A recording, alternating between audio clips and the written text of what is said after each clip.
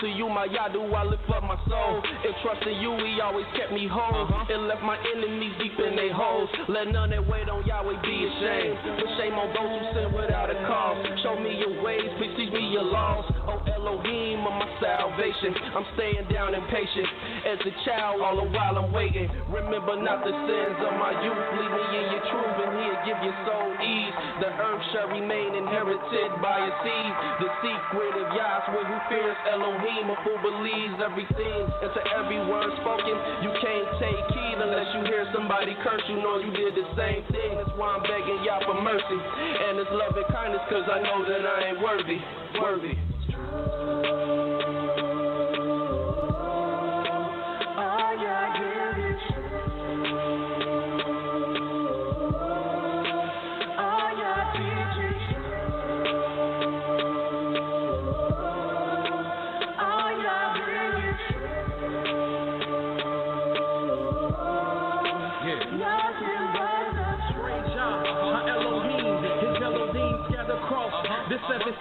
Captivity is taking hold upon me. Put right in me and now we flee from fallen leaves. The grinding grief from all the blood our people seen. And now we cry, where is the word from Elohim? And so we feel that we are His wives to be submissive, but we dismiss it. It is of this reason we have fallen victim to the lies that your root will prey and pursue. Rebellious of His Son, forgotten that He is one. Broken the holy ordinance, rejecting the reproof. Then acknowledge what we do. Now we return back to the truth. Yah's word is the truth. Yah's decrees is the proof. Local 12 just released the scoop.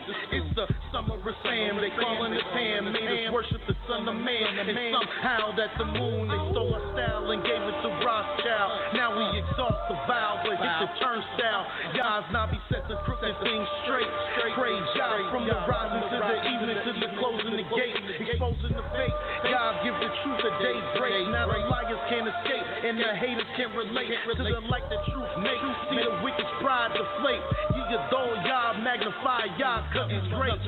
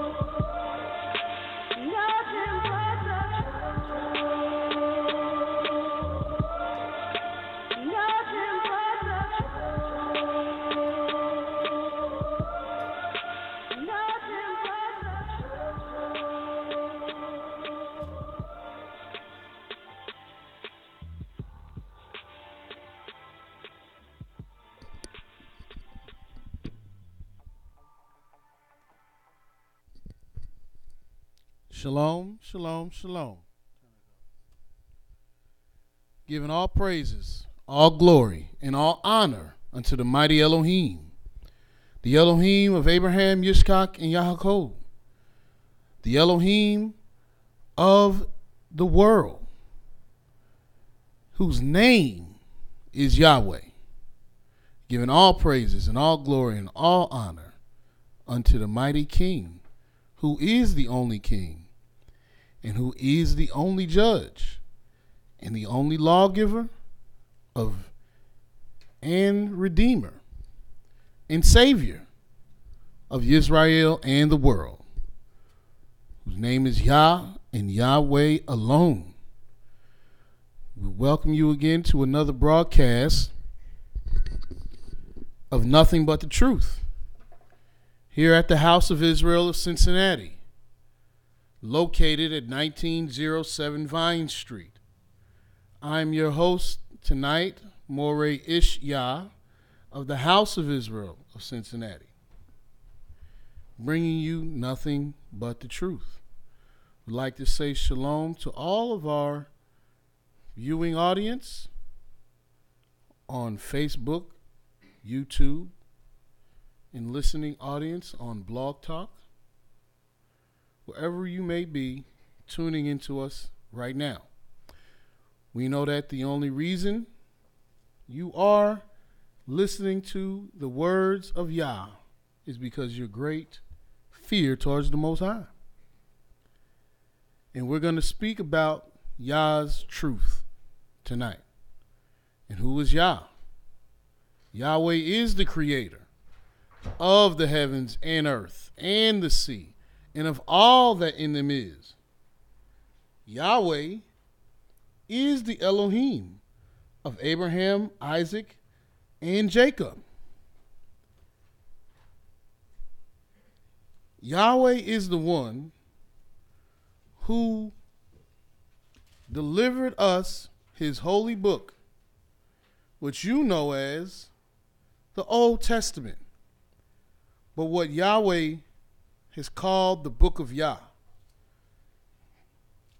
The scriptures of truth, the book of remembrance. He's delivered us this word.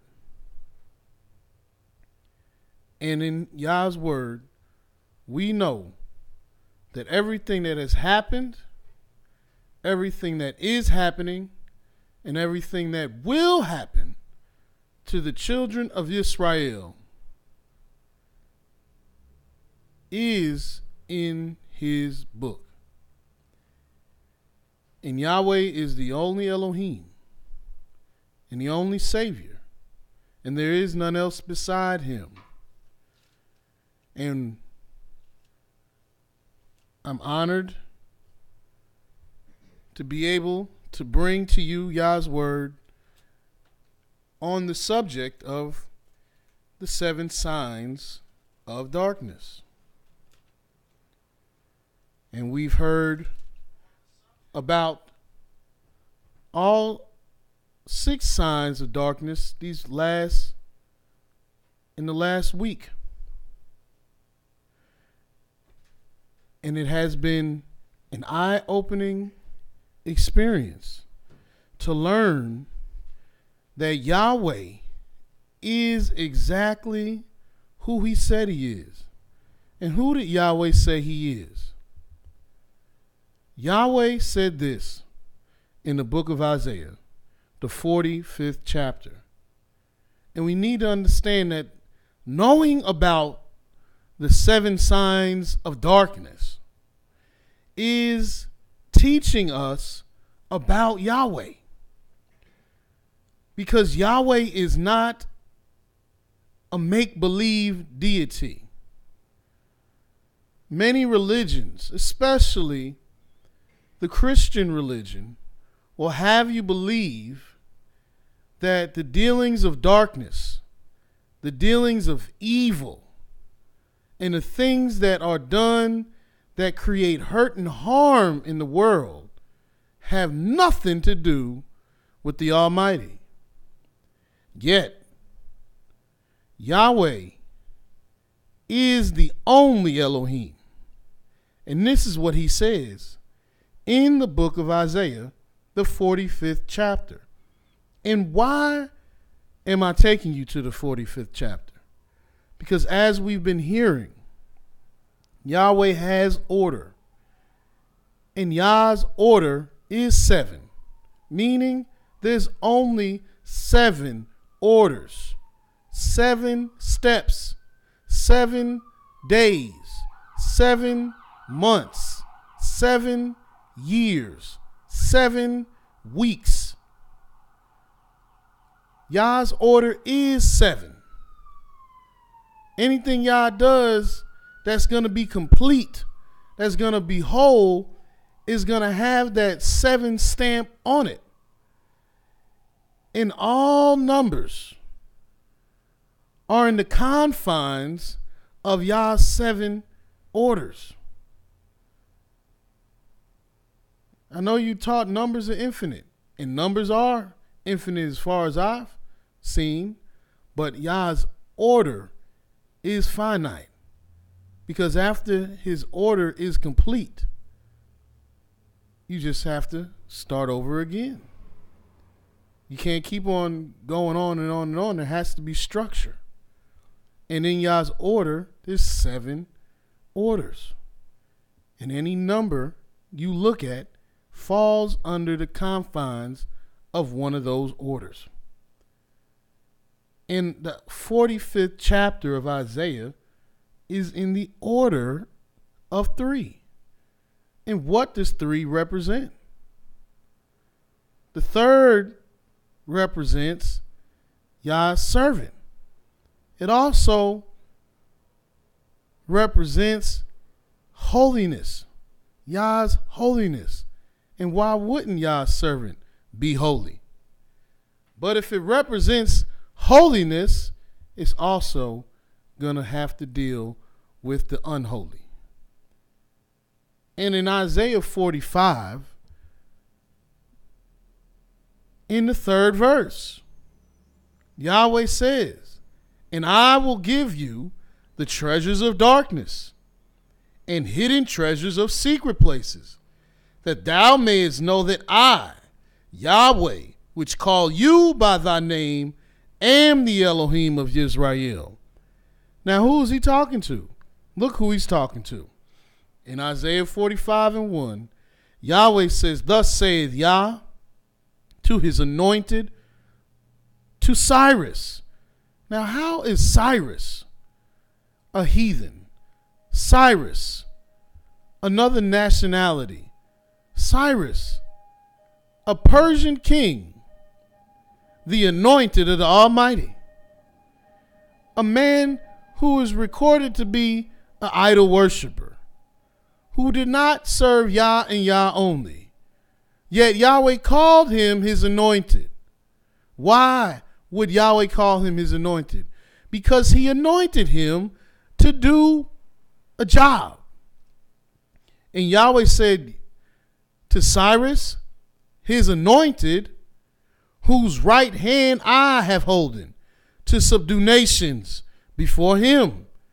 And I will loose the loins of kings, to open before him the 2-leaved gates, and the gates shall not be shut. I will go before thee and make the crooked places straight.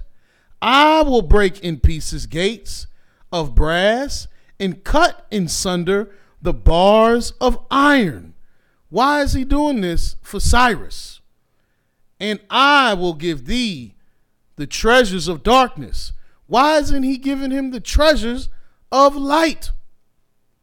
Because the treasures of the light are set aside for Yah's holy ones.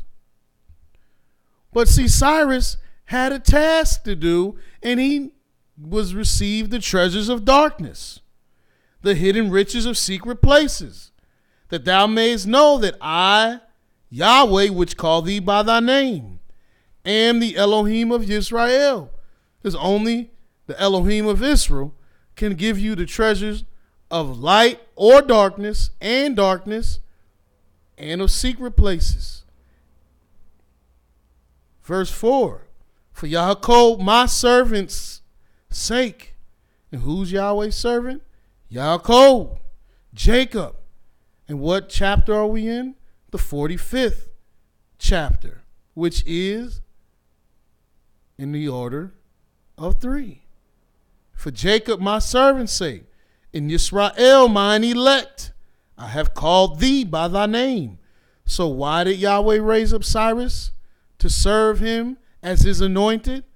For his servant's sake. Why did Yahweh use Cyrus to tear down kingdoms? For his servant's sake. He said, I have surnamed thee, though thou hast not known me. I am Yahweh, and there is none else. There is no Elohim beside me. Yahweh has let us know that the only Elohim can do these things. If there was another deity, another Elohim that can do the things the Most High can do, then there wouldn't be anything special about him. That's why, these deity in idolatry religions that have a pantheon of gods that can do all sorts of different things, they're not special anymore. They're not unique. And they can't call themselves holy. They're not set apart from something else. They're not peculiar because they all can do these so-called things. But once you investigate them, you see that they can't do nothing. It's nothing but mythology, folklore, fictitious stories. But Yahweh is the only Elohim. And there is no Elohim beside me. I girded thee, though thou hast not known me. That they may know from the rising of the sun and from the west, that there is none else beside me. I am Yahweh, and there is none else. Look what Yahweh says in verse 7.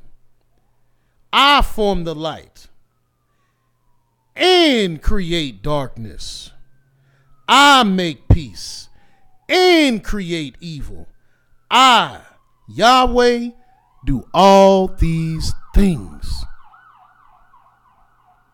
So we see Yahweh is not a one-sided Elohim. Yahweh is the complete Elohim. And he would have to be, since he said he's the only Elohim. That means the world is not given into the hands of the devil. That's what they want to teach you. That's what they want you to believe. They want you to believe that the world belongs to the devil. The world belongs to Satan. The world belongs to Lucifer. And all three of those statements are a lie. The world, the heavens, and the earth, and all that therein is, belongs to the Most High. And he created it all. He created, as he said, the light and created darkness. Yahweh said he makes peace and creates evil. I, Yahweh, do all these things. So just to let you know that the last sign of darkness that we're dealing with today is the third sign of darkness, the order of three.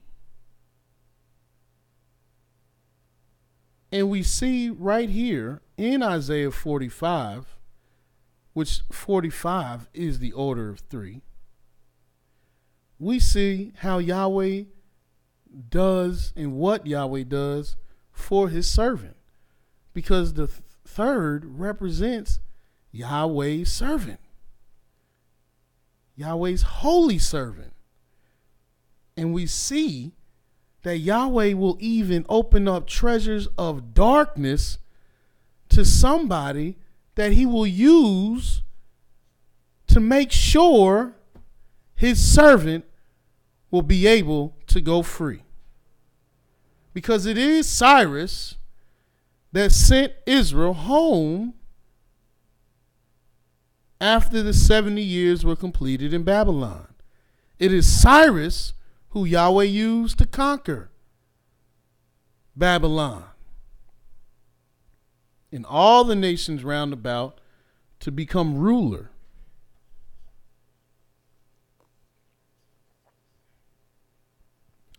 Go with me also to the book of Genesis. We're going to go to the 3rd chapter. We're going to see what this third sign of darkness is all about. In Genesis, the 3rd chapter, the 1st verse, it states, Now the serpent was more subtle than any beast of the field, which Yahweh Elohim had made. Why are we talking about a serpent being the most subtle beast of the earth? In the 3rd chapter, was not the 3rd day the day that Yahweh made the earth? Is it not the 3rd chapter? We're seeing and we're reading about the most subtle beast in the field. And Yahweh Elohim said, and he said, the serpent, he said unto the woman, Yea, hath Elohim said, Ye shall not eat of every tree of the garden? And the woman said unto the serpent, We may eat of the fruit of the trees of the garden. And what day were the trees made? On the third day. We may eat of the fruit of the trees of the garden, said the woman. But of the fruit, third verse, but of the fruit of the tree, which is in the midst of the garden, Elohim have said, Ye shall not eat, neither shall ye touch it, lest ye die. And we need to understand that Yahweh brought things to life on the third day. As a matter of a fact, on the third day is the first time he brought something to life on earth. He made the light on the first day. He made the heavens on the second day.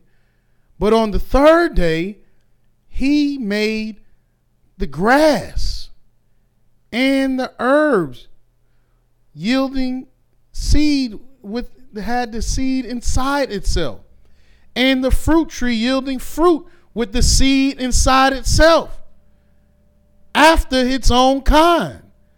This was the first time life was made on earth. So if that's what's going on in the third, what also has to happen? The opposite of life. And what's the opposite of life? Death. And if you eat of the fruit of the tree which Yah told you not to eat of, the punishment is death. And the serpent said unto the woman, Ye shall surely not die. For Elohim doth know in the day that ye eat thereof, then your eyes shall be opened, and ye shall be as Elohim, knowing good and evil. And of course we know that we ate of the tree. And of course we know we die. And look in the book of Ecclesiastes, the 3rd chapter. In Ecclesiastes, the 3rd chapter, we'll see another indication and more explanation of this sign. In Ecclesiastes, the 3rd chapter, I'll start reading in the first verse. And notice we're in the 3rd chapter. And we're dealing with the book of Ecclesiastes, which, if you know the order of the books of the scriptures, Ecclesiastes is the book of the order of 3. And in the 3rd chapter, to everything there is a season and a time, to every purpose under the heaven. A time to be born, 2nd verse, and a time to die. A time to plant, and a time to pluck up that which is planted. A time to kill, 3rd verse, and a time to heal, a time to break down, and a time to build up. Now, is it coincidence that the 3rd chapter of Ecclesiastes in the 3rd verse would mention that there's a time to kill and a time to heal, a time to break down and a time to build up? What do you think Yah's servant does? What do you think Yahweh used his servant to do?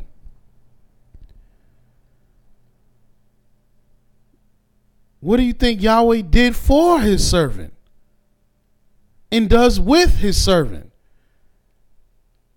You will see throughout the scriptures, when Yahweh's dealing with his servant,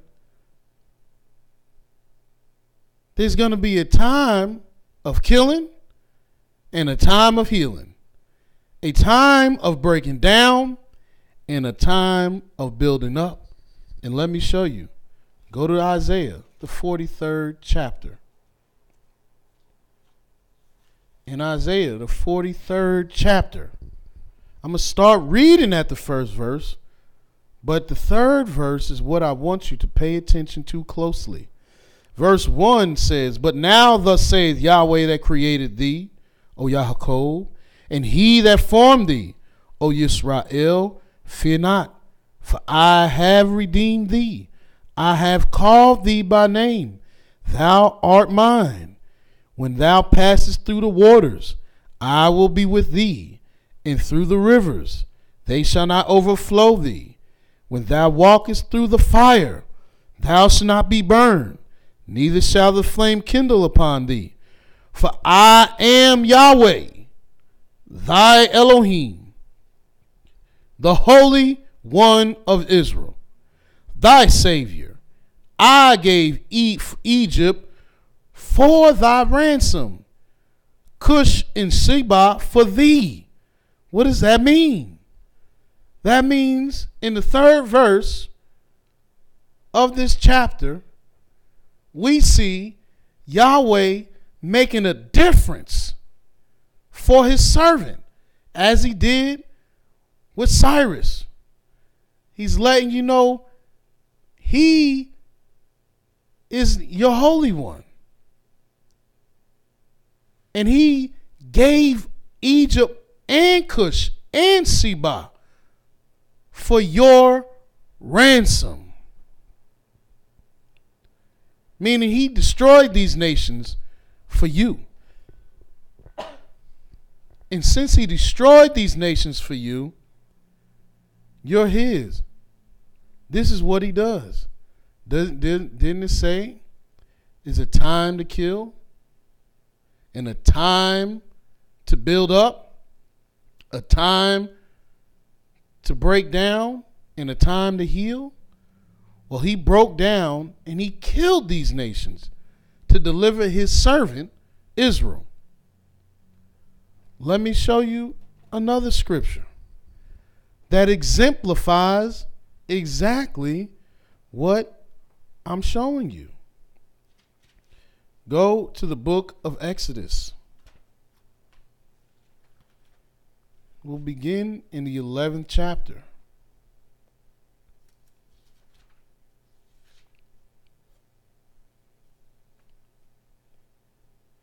In Exodus chapter 11, we're going to see what Yahweh says about the 10th plague. Now, why is the 10th plague being brought out? Why are we going to talk about the 10th plague that Yah brought upon Egypt? Because 10 is in the order of 3. The 10th plague is the same as the order of 3. And so that means it's something holy, something dealing with his servant, something dealing with killing and healing, breaking down and building up. But when you're dealing with the darkness, it's going to be dealing with killing. And in Exodus, the 11th chapter, it says, "And Yahweh said unto Moses, Yet will I bring one plague more upon Pharaoh and upon Egypt. Afterwards he will let you go hence. When he shall let you go, he shall surely thrust you out hence altogether. Speak now in the ears of the people, and let every man borrow of his neighbor, and every woman of her neighbor, jewels of silver and jewels of gold. And Yahweh gave the people favor in the sight of the Egyptians. Moreover," now don't you see The Egyptians was losing their stuff, but we were gaining some stuff.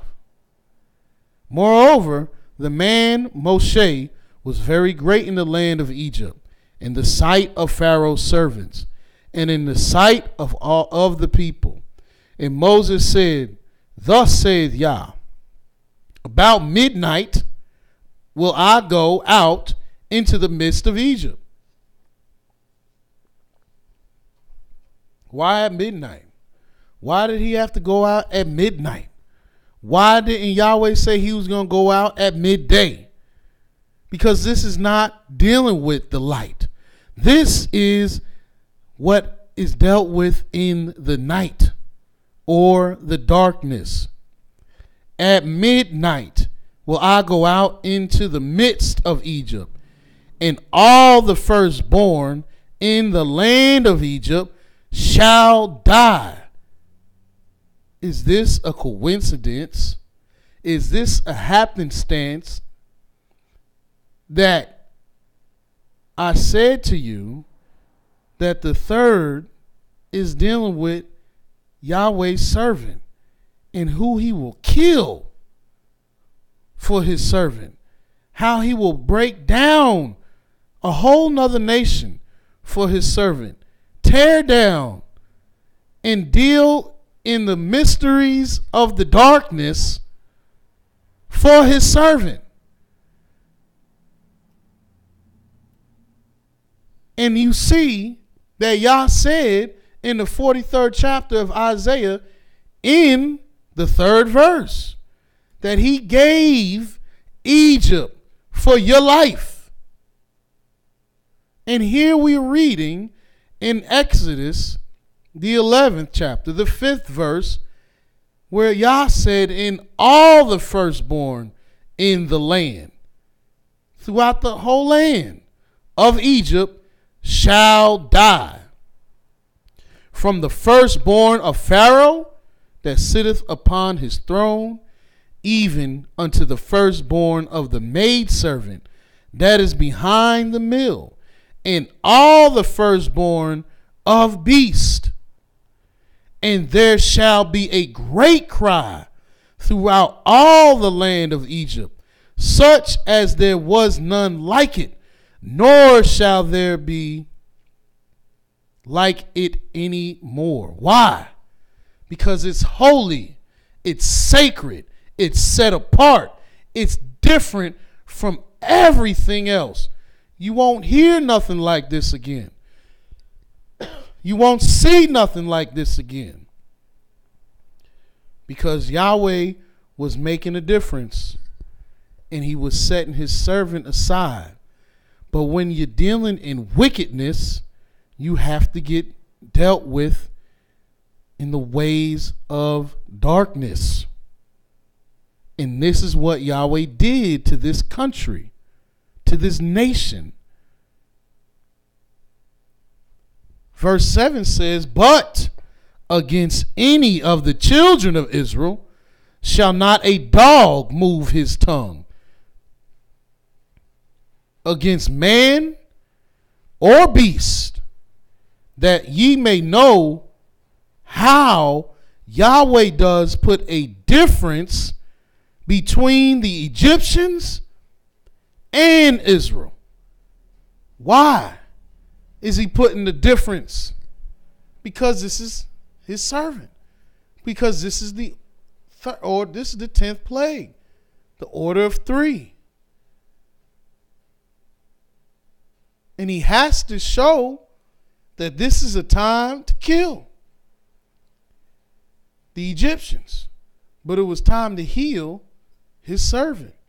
It was a time to bring down the Egyptians, but to bring up his servant. In verse 8 says, and all these thy servants shall come down unto me, and bow down themselves unto me, saying, get thee out, and all the people that follow thee. And after that I will go out. And he went out from Pharaoh in a great anger. And Yahweh said unto Moses, behold, Pharaoh shall not hearken unto you, that my wonders may be multiplied in the land of Egypt. And Moses and Aaron did all these wonders before Pharaoh and Yahweh hardened Pharaoh's heart, so that he would not let the children of Israel go out of his land. And we're going to go right on to chapter 12, because I want you to see what Yahweh says about this plague and about this time. In chapter 12, verse 1, it says, And Yahweh spoke to Moses and Aaron in the land of Egypt, saying, This month shall be unto you the beginning of months. It shall be the first month of the year unto you. Speak ye unto all the congregation of Israel, saying, In the 10th day of this month, they shall take unto them every man a lamb, according to the house of their fathers, a lamb for a house. Now let me show you about the plague, about the actual occurrence. We'll go down and pick up our reading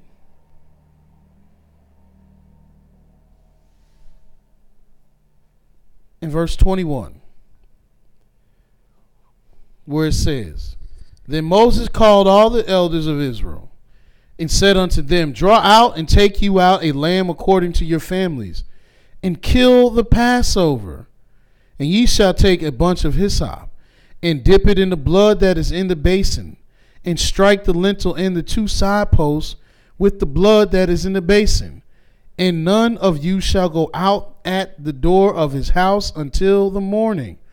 So while the Egyptians had no protection at night, the children of Israel were given instructions on what to do at night, for the night, in the darkness. And they had to strike the lintel and to the 2 side posts of their door with the blood. 3 areas. Why 3? Verse 23. For Yahweh will pass through to smite the Egyptians. And when he seeth the blood upon the lintel and on the 2 side posts, Yahweh will pass over the door and will not suffer the destroyer to come into your houses to smite you. The destroyer sent out at night. And ye shall observe this thing for an ordinance to thee and thy sons forever. And it shall come to pass, when ye be come into the land which Yahweh will give you, according as he has promised, that ye shall keep this service. And it shall come to pass, when your children say unto you, What mean ye by this service? That ye shall say, This is the sacrifice of Yahweh's Passover, who passed over the houses of the children of Israel in Egypt, when he smote the Egyptians and delivered our houses. And the people bowed their head and worshiped. And the children of Israel went their way and did as Yahweh had commanded. Moshe and Aaron, so did they. And it came to pass, verse 29, at midnight, Yahweh smote all the firstborn of the land of Egypt, from the firstborn of Pharaoh that sat on his throne, unto the firstborn of the captive that was in the dungeon, and all the firstborn of cattle. When did he do this? Again, at night, at midnight. Yahweh did exactly what he said he would do. And Pharaoh rose up in the night, he and all his servants and all the Egyptians. And there was a great cry in Egypt, for there was not a house where there was not one dead. Yahweh killed the firstborn of the whole nation for his servant.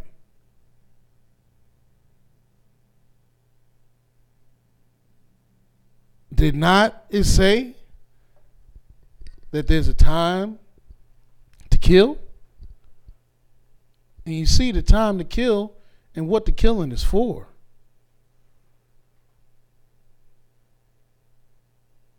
Yahweh will separate his servant. And if he has to, as he has shown, he will come through at night in the darkness and separate his servant. He will show a king the treasures of darkness and the hidden treasures and secret treasures of hidden places in order to raise up this king so he could let his people go free. And in verse 31 it says, and he called for Moses and Aaron by night and said, rise up and get you forth from among my people, both you and the children of Israel, and go serve Yahweh as ye have said. Also take your flocks and your herds as ye have said, and be gone, and bless me also. And the Egyptians were urgent upon the people that they might send them out of the land in haste, for they said, we all be dead men. And the people took of their dough before it was leavened in their kneading troughs, being bound upon their clothes and upon their shoulders. And the children of Israel did according to the word of Moses, and they borrowed from the Egyptians jewels of silver, jewels of gold, and raiment. And Yahweh gave the people favor in the sight of the Egyptians, so that they lent unto them such things as they required, and they spoiled the Egyptians. And as you can see, Yahweh's word does not come back void. If he said it, he's going to do it. And as he said, in the season or in the time of the third, you're going to have Yahweh separating his servant from the wicked. The wicked will be separated from his servant. Let me show you some more. Go to the book of Jeremiah, the 1st chapter.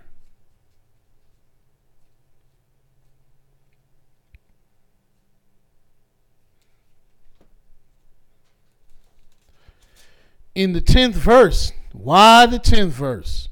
Of course, because we're dealing with the sign of the third of darkness. And what goes on with this sign of the third in the darkness or the night? What is happening? In Jeremiah 1 and 10 it says, see, I have set this day. See, I have set this day.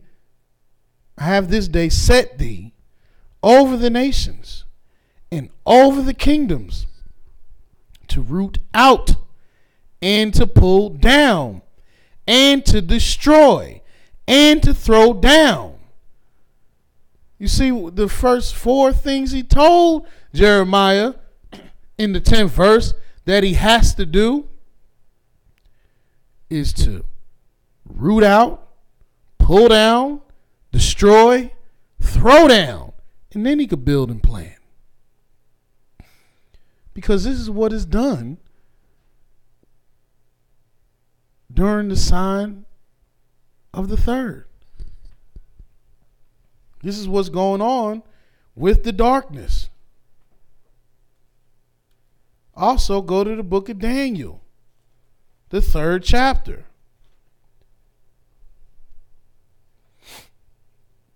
The 1st verse. Nebuchadnezzar, the king, made an image of gold whose height was 60 cubits. That's 60 cubits. And the breadth thereof 6 cubits. And he set it up in the plain of Dura, in the province of Babylon. Then Nebuchadnezzar the king sent to gather together the princes, the governors, and the captains, the judges, the treasurers, the counselors, the sheriffs, and all the rulers of the provinces, to come to the dedication of the image which Nebuchadnezzar the king had set up. Then the princes, the governors, and captains, the judges, the treasurers, the counselors, the sheriffs, and all the rulers of the provinces were gathered together unto the dedication of the image that Nebuchadnezzar the king had set up. And they stood before the image that Nebuchadnezzar had set up. Then a herald cried out aloud, to you it is commanded, O people, nations, and languages, that at what time ye hear the sound of the cornet, flute, harp, sackbut, psaltery, dulcimer, and all kinds of music, that ye fall down and worship the golden image that Nebuchadnezzar the king hath set up. And whoso falleth not down and worshipeth shall the same hour be cast into the midst of a burning fiery furnace. Therefore, at that time, when all the people heard the sound of the cornet, flute, harp, sackbut, psaltery, and all kinds of music, all the people, the nations and languages, fell down and worshiped the golden image that Nebuchadnezzar had set up. Wherefore, at that time, certain Chaldeans came near and accused the Yehudim. They spoke and said unto the king of Nebuchadnezzar, O king, spoke unto Nebuchadnezzar, O king, live forever. And look at verse 10. Thou, O king, hast made a decree that every man should hear the sound of the cornet, the flute, harp, sackbut, psaltery, and dulcimer, and all kinds of music, shall fall down and worship the golden image. And whoso falleth not down and worshipeth, that should be cast into the midst of the burning fiery furnace. Why is it that in this third chapter we're reading about the consequences of not worshiping this wicked image? What is this wickedness being done? And if you don't worship the wicked image, then you're supposed to die. And whoso, verse 11, falleth not down and worshipeth, I read that verse 12. There are certain Jews or Yehudim whom thou hast set over the affairs of the province of Babylon, Shadrach, Meshach, and Abednego. These men, O king, have not regarded thee. They serve not thy deities, nor worship the golden image which thou hast set up. Then Nebuchadnezzar in his rage and fury commanded to bring Shadrach, Meshach, and Abednego. Then they brought these men before the king. Nebuchadnezzar spoke and said unto them, Is it true, O Shadrach, Meshach, and Abednego? Do not ye serve my deities, nor worship the golden image which I have set up? Now, if ye be ready, that at what time you hear the sound of the cornet, flute, sackbut, harp, psaltery, and dulcimer, and all kinds of music, ye fall down and worship the image which I have made. Well, but if you worship not, ye shall be cast the same hour into the midst of the fiery furnace. Who is that Elohim that shall deliver you out of my hands? In this third chapter, you see Nebuchadnezzar challenging the Elohim of Israel by challenging his servant. He wants everyone to serve his image.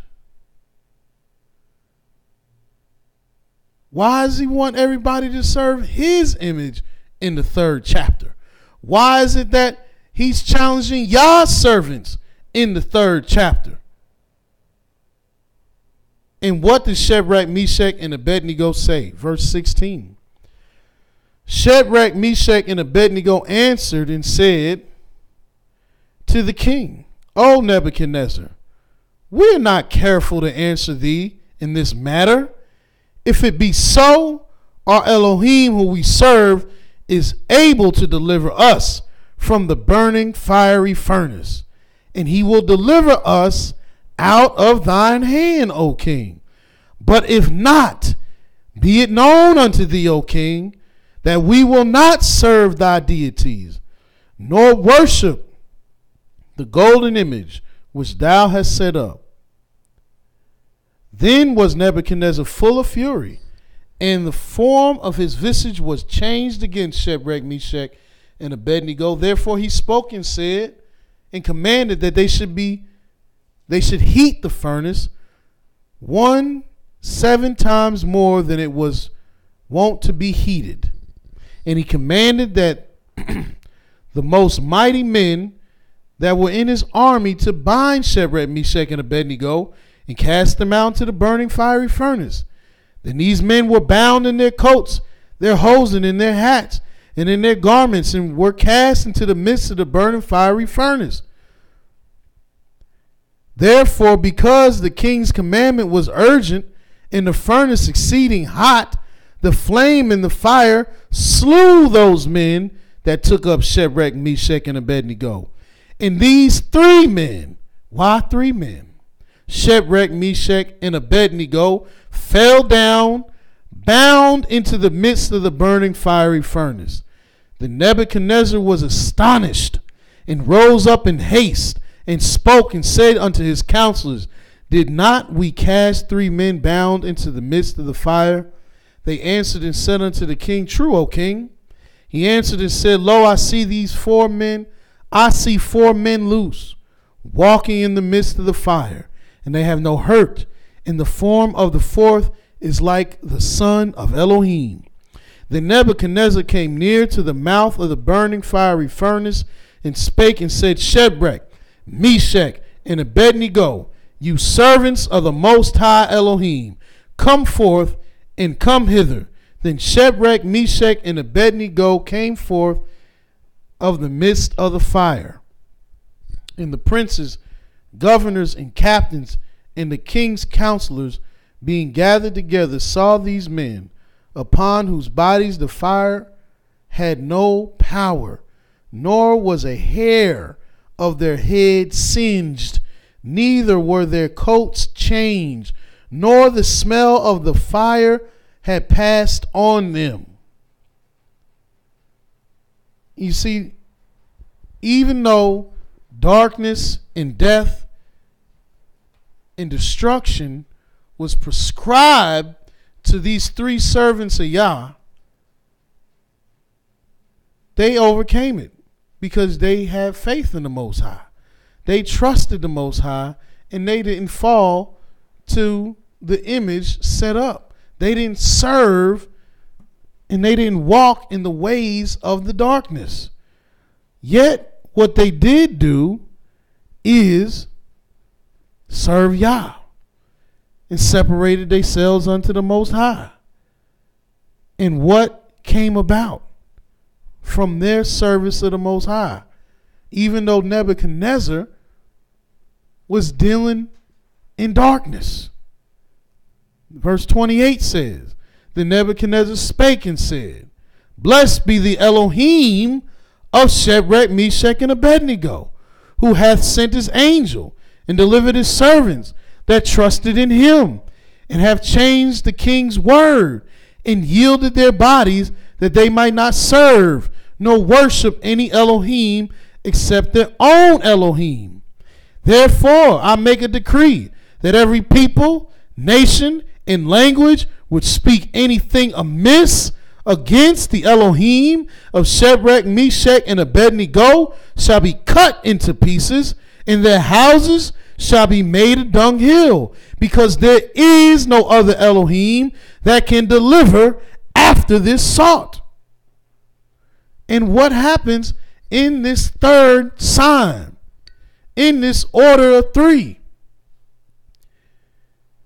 If you're dealing in the order of 3 and in the sign of darkness, somebody's going to have to die for Yah's servant's sake. Somebody's going to be taken down for Yah's servant's sake. That's what's going on. Look what Yahweh said in the book of Proverbs. In the book of Proverbs, the 16th chapter.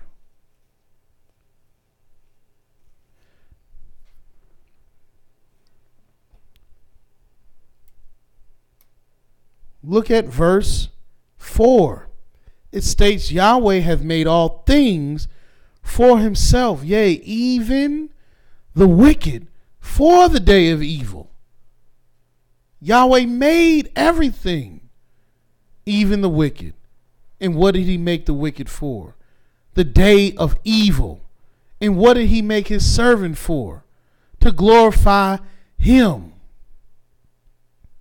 So if the wicked would like to triumph over Yah's servant, would like to deal in evil on Yah's servant, they surely are going to see what that brings. What type of darkness comes about? As Yahweh said, he gave Egypt and Seba and Ethiopia for your ransom. And when did he say that? In Isaiah 43 and verse 3. Because it's all throughout the book that the third sign of darkness, somebody or some nation is going down in order to bring up Yahweh's servant. I also want to take you to the book of Jeremiah.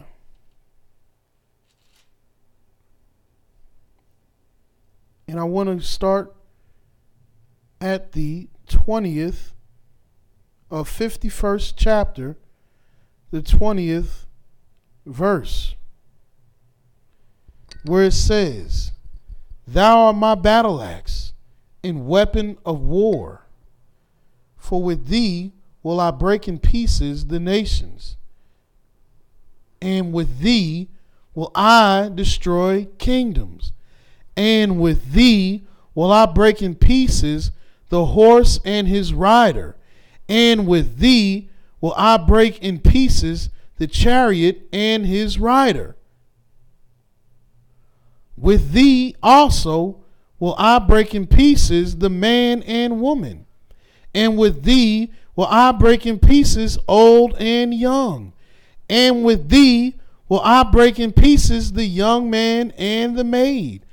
I will also break in pieces with thee the shepherd and his flock, and with thee will I break in pieces the husbandman and the yoke of oxen, and with thee will I break in pieces captains and rulers.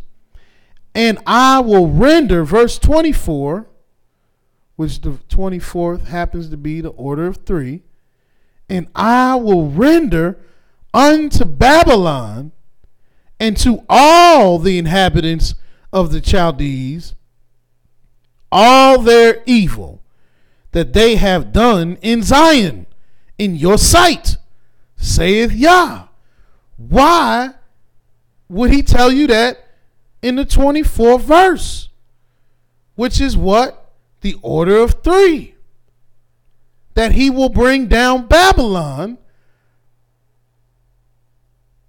for the evil they have committed in his servant's sight. Why? Because Ecclesiastes, the 3rd chapter, the 3rd verse, already told you there's a time to kill and there's a time to heal, a time to break down and a time to build up. And Yahweh is showing us throughout the entire book that his time and his order is established. Just look.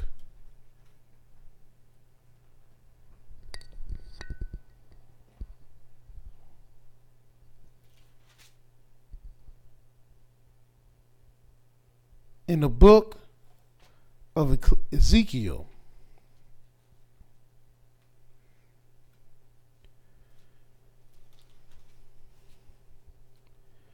I believe I want the 24th chapter.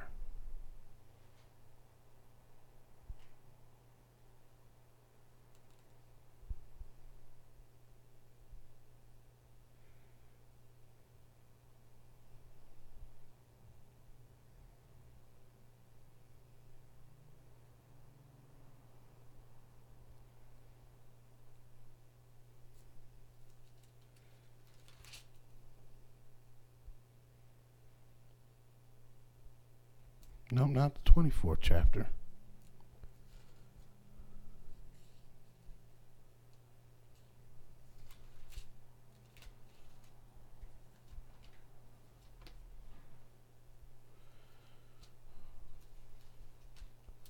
Maybe it was the 3rd chapter. Go to Ezekiel, the 3rd chapter.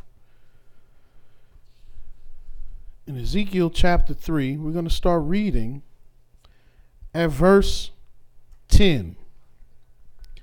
Moreover, he said unto me, Son of man, all my words that I shall speak unto thee, receive in thine heart, and hear with thine ears, and go, get to them of the captivity, unto the children of thy people, and speak unto them, and tell them, Thus saith Yahweh, whether they will hear, or whether they will forbear.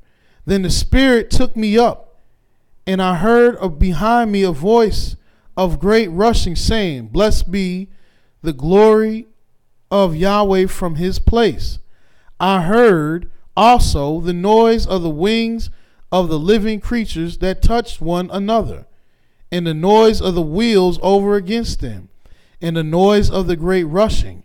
So the Spirit lifted me up and took me away, and I went in bitterness, in the heat of my spirit, but the hand of Yahweh was strong upon me.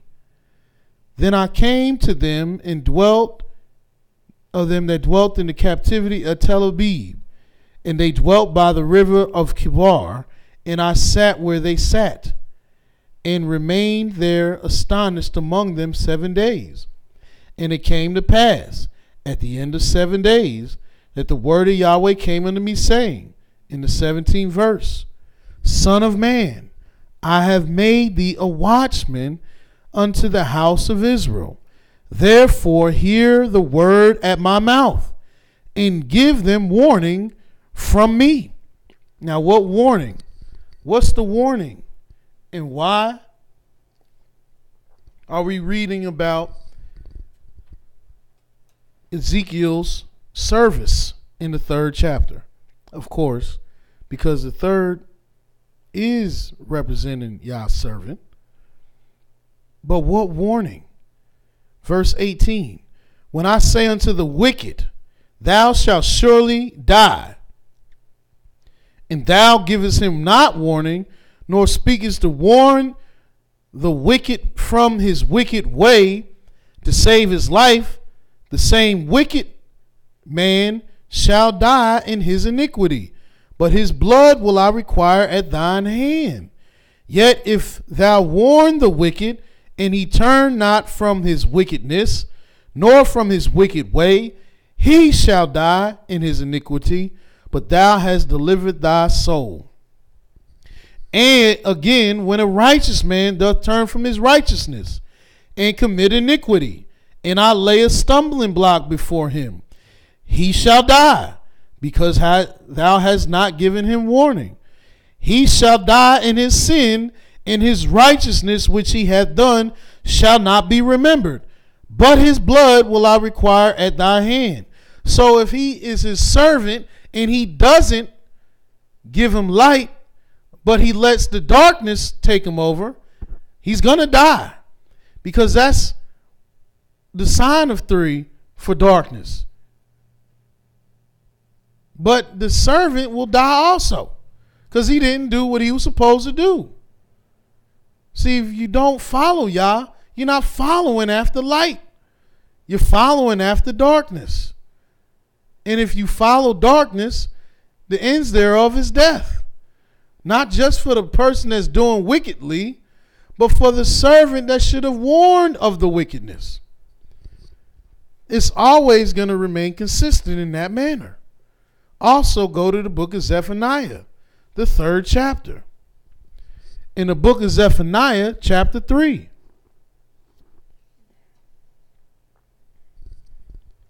Let's start reading. Verse 5. The just Yahweh is in the midst thereof. He will not do iniquity.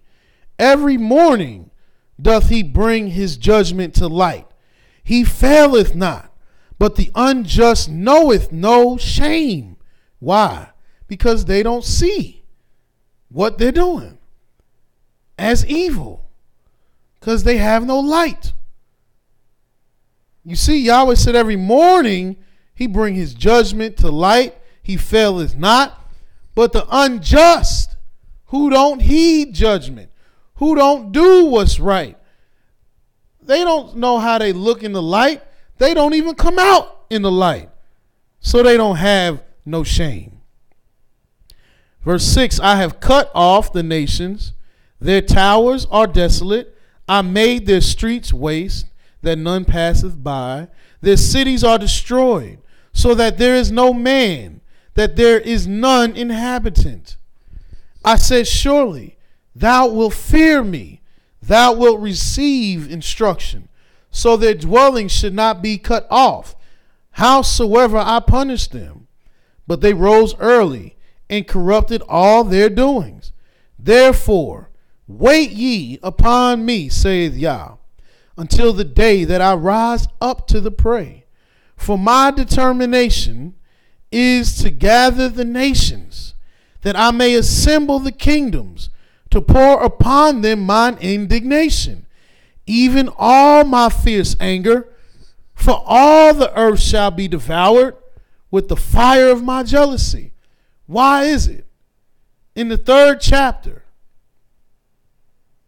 of Zephaniah, when he's discussing and letting you know how he will deliver Jerusalem, that he's talking about destroying all these nations that have came up against you. He says in verse 9, for then will I turn to the people a pure language, that they may all call upon the name of Yah, to serve him with one consent. From beyond the rivers of Ethiopia, my suppliants, even the daughter of my dispersed, shall bring mine offering. In that day they shall not be ashamed for all thy doings, wherein thou hast transgressed against me.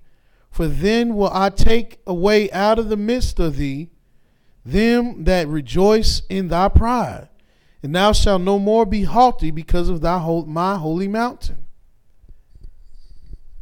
See, the Most High is going to deliver Jerusalem. But in delivering Jerusalem, he must bring down all these nations. They got to die. As I've been telling you, the sign of darkness, the 3rd sign of darkness, Yahweh is going to kill for his servant. He's going to bring down for his servant. You see what he did to Egypt.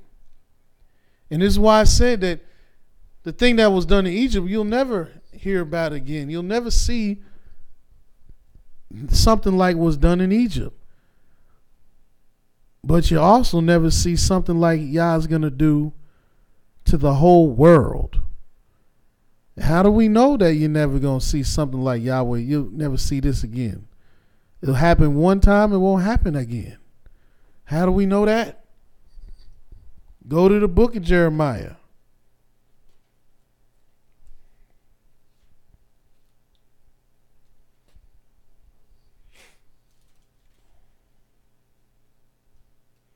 The 16th chapter.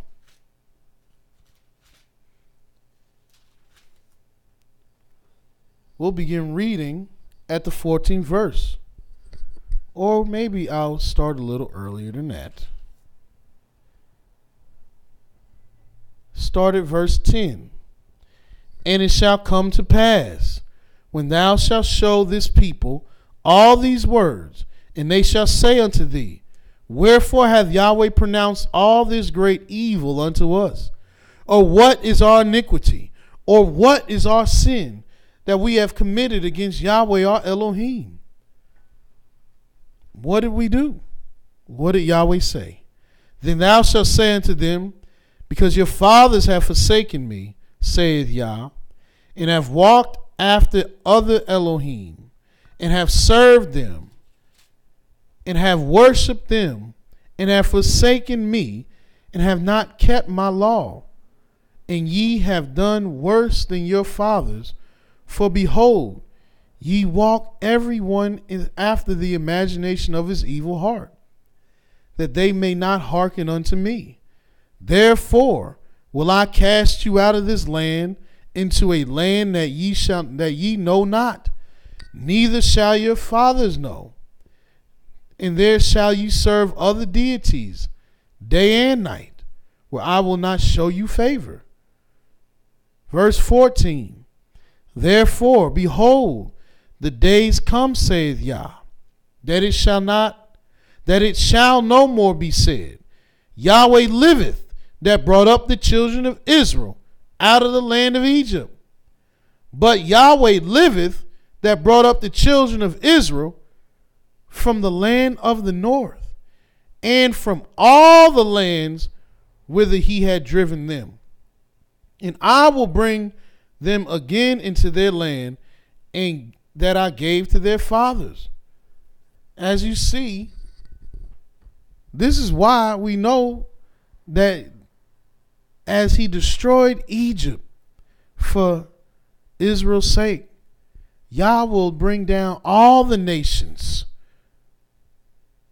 for Israel's sake. And who is Israel? Yahweh's servant. And what will he do for his servant? He'll kill everything that move against his people. There will not be anything left that came up against Yah's people. Go to the book of Joel, the 3rd chapter. And by now, you have to understand why I'm going to the 3rd chapter. Because we're dealing with the 3rd sign of darkness. And what is the 3rd sign of darkness? That there's a time to kill for Yah's servant's sake. Yahweh is going to do some killing for his servant. There's also a time to heal. And as we've read, in every place, when he's killing somebody for his servant, he's healing his servant. When he's breaking down somebody for his servant, he's building up his servant. And in the book of Joel, the 3rd chapter, it says in the 1st verse, for behold, in those days and in that time, when I shall bring again the captivity of Yehudah and Jerusalem, I will also gather all nations, and will bring them down into the valley of Jehoshaphat, and will plead with them there for my people and for my heritage Israel, whom they have scattered among the nations, and parted my land. And they have cast lots for my people, and have given a boy for a harlot, and sold a girl for wine, that they might drink. Yea, and what have ye to do with me, O Tyre, in Zidon, in all the coast of Philistia? Will ye render me a recompense? And if you will recompense me swiftly and speedily, will I return your recompense upon your own head. Yes, he's out for the land of Lebanon, Zidon, and the coast of the Philistines, which you know as the Palestinians. Because even though the Palestinians and the Lebanese and the Syrians and the Jordanese and the other nations surrounding the state of Israel today are very highly upset that the 45th president, which happens to be the order of 3, declared that Jerusalem is the capital of the state of Israel. But this is not their land either. Just because they were there longer than the Edomites doesn't mean it's their land. And Yahweh has issue with them too. And they're going to get what they deserve in this order of 3. And what is this order of 3?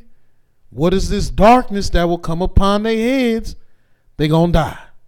They're going to be brought down. He literally says in verse 2 of Joel the 3rd chapter, I will also gather all nations and bring them down into the valley of Jehoshaphat, and I will plead with them there. For who? For my people and for my heritage, Israel, whom they have scattered among the nations and parted my land. Verse 4 says, I read verse 4. Go to verse 5. It says, because ye have taken my silver and my gold, and have carried into your temples my goodly pleasant things. The children also of Yehudah and the children of Jerusalem have ye sold unto the Grecians, that ye might remove them far from their border. Don't you see why the Most High is taking out his anger and his fury in the sign and in the season and in the time of the 3rd? Because he is furious for what the nations have done to his servant. His anger has came for what the nations have done to his servant. Therefore, he has to kill and bring down his enemies in this time of darkness. For what? For his servant. Verse 7 says, behold, I will raise them out of the place whither you have sold them, and will return your recompense upon your own head. And I will sell your sons and your daughters into the hand of the children of Yehudah, and they shall sell them to the Sabians, to a people far off. And Yahweh, for Yahweh hath spoken it. Proclaim ye this among the Gentiles. Prepare war. Wake up the mighty men. Let all the men of war draw near. Let them come up. Beat your plowshares into swords, and your pruning hooks into spears. Let the weak say, I am strong. Assemble yourselves, all ye heathen, and gather yourselves together round about. Thither cause thy mighty ones to come down, O Yahweh. Let the heathen be wakened, and come up to the valley of Jehoshaphat. For there will I sit to judge all the heathen round about. Put ye the sickle, put ye in the sickle, for the harvest is ripe. Come, get you down, for the press is full, the fats overflow, for their wickedness is great. Multitudes, multitudes in the valley of decision. For the day of Yahweh is near in the valley of decision. The sun and the moon shall be darkened, and the stars shall withdraw their shining. Again, why is it that the 3rd chapter of the book of Joel is describing killing and bringing down the enemies of the Most High? Because the 3rd sign of darkness is not a sign for the goodness of the wicked. It's the sign of the destruction of the wicked. And it's going to be a dark time for the wicked. But this killing and this destroying is going to help and bring about the healing of our nation, the bringing up of our nation. Verse 15. And mind you, 15 is the order of one. But the sun and the moon shall be darkened. The exact opposite. And the stars shall withdraw their shining. No light, because it is for darkness. Verse 16. Yahweh also shall roar out of Zion and utter his voice from Jerusalem, and the heavens and the earth shall shake. But Yahweh will be the hope of his people and the strength of the children of Israel. So shall ye know that I am Yahweh your Elohim, dwelling in Zion, my holy mountain. Then shall Jerusalem be holy, and there shall no strangers pass through her anymore. And why is it that in the 17th verse we see Yahweh mentioning that at this time Jerusalem will be holy? Well, of course, as I've been showing you, the third is for Yah's servant, Yah's holy servant. And Yahweh's word does not come back void. And we can't, and I'm not the one, and Mowreh IshYAH is not the one that put these signs in the book. We're not making this up. We didn't figure out a slick way to break down the chapters and verses and orders of the books. We didn't figure that out. That's what Yahweh already did.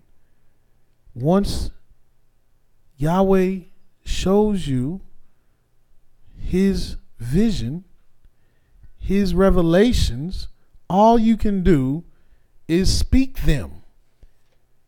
That's what it says in the book. Just so you know, let me show you.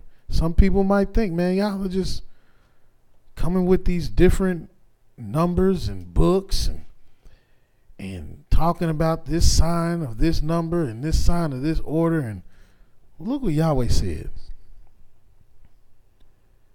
It's in the, again, 3rd chapter of the book of Amos. Let me see. Verse 7. Surely Yahweh will do nothing but what he revealeth his secret unto his servants, the prophets.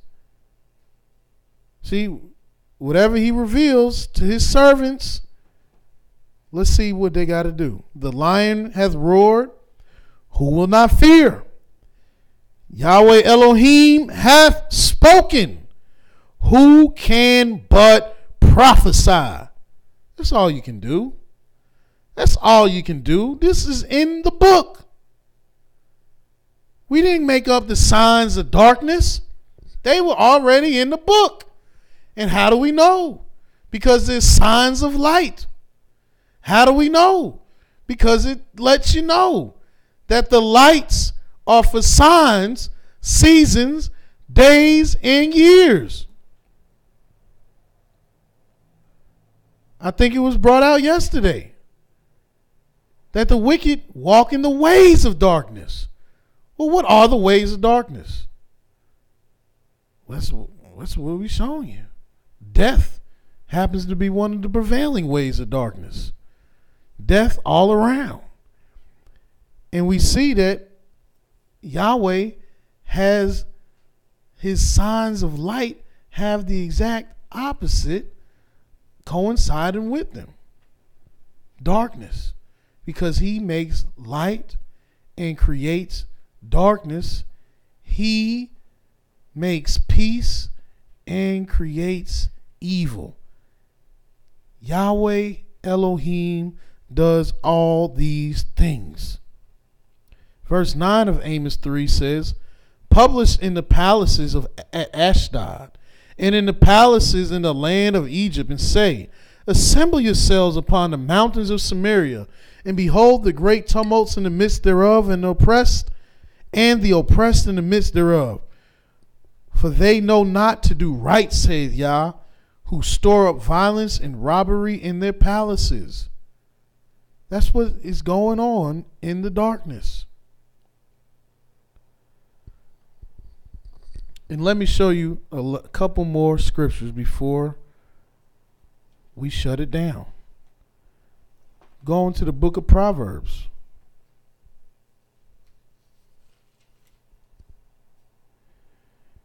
In the book of Proverbs, I believe I want the 4th chapter.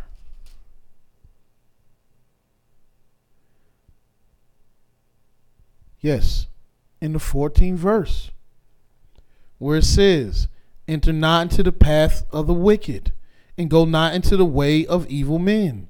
Avoid it, pass not by it, turn from it, and pass away.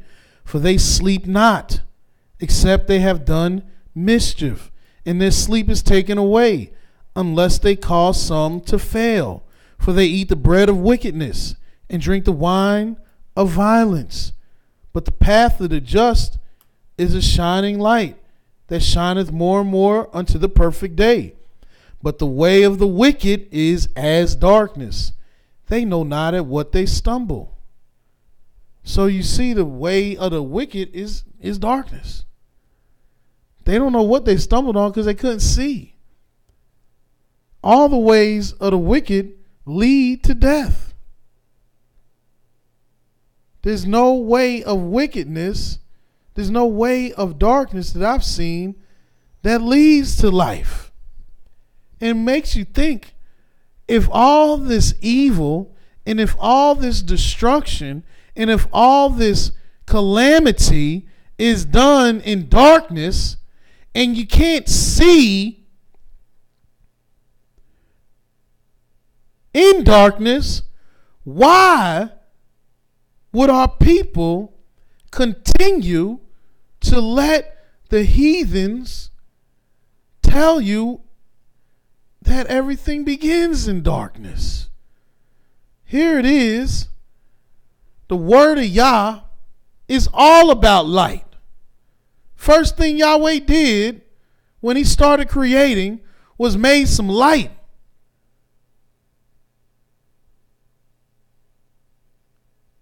And everything good is in the light. Everything pretty and beautiful and magnificent is in the light. But everything grimy and dirty and evil and is in the dark. So how are we going to say a day starts in the darkness? A month starts in the darkness. A week starts in the darkness. A year starts in the darkness. 60 seconds. How is anything going to grow in the darkness that's good? Well, that's because Yahweh didn't see everything that he made in the darkness and said it was good. Everything Yahweh made during the day, he said was good. Because it is in the light, as it says in the scriptures, light is sown for the righteous. And as we just read, the way of the wicked is as darkness. They know not at what they stumble. But Yahweh has shown his servants what is in the darkness. Seconds. And on this third day, as we wrap up the 7th sign, which is the third sign, this is our 7th lesson on the signs of darkness. The third sign of darkness is that Yahweh is going to kill for his servant. And he's going to bring down the wicked for his servant. And everywhere I showed you tonight, Yahweh was killing his servants for his servants' sake and destroying for his servants' sake. Because in Ecclesiastes it said, in the 3rd chapter, in the 3rd verse, there's a time to kill and a time to heal, a time to bring down and a time to build up. And into tomorrow night, Yahweh loves you very much, and so do we. Hallelujah. Shalom.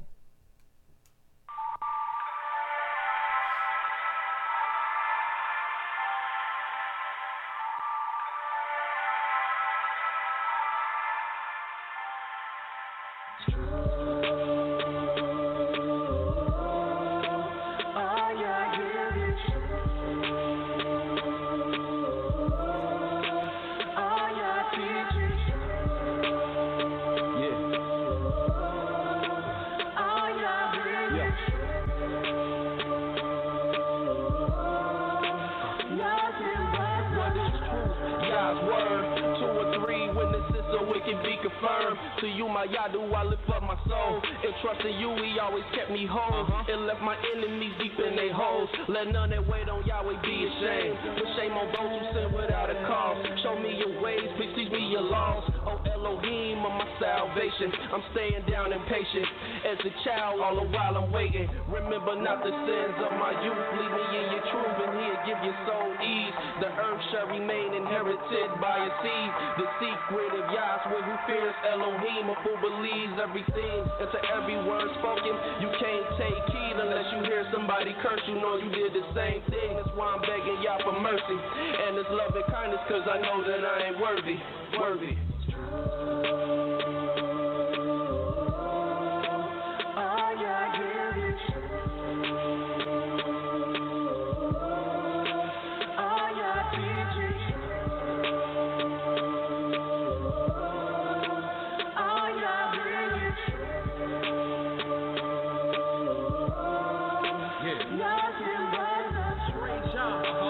Thank you for using Blog Talk Radio. Goodbye.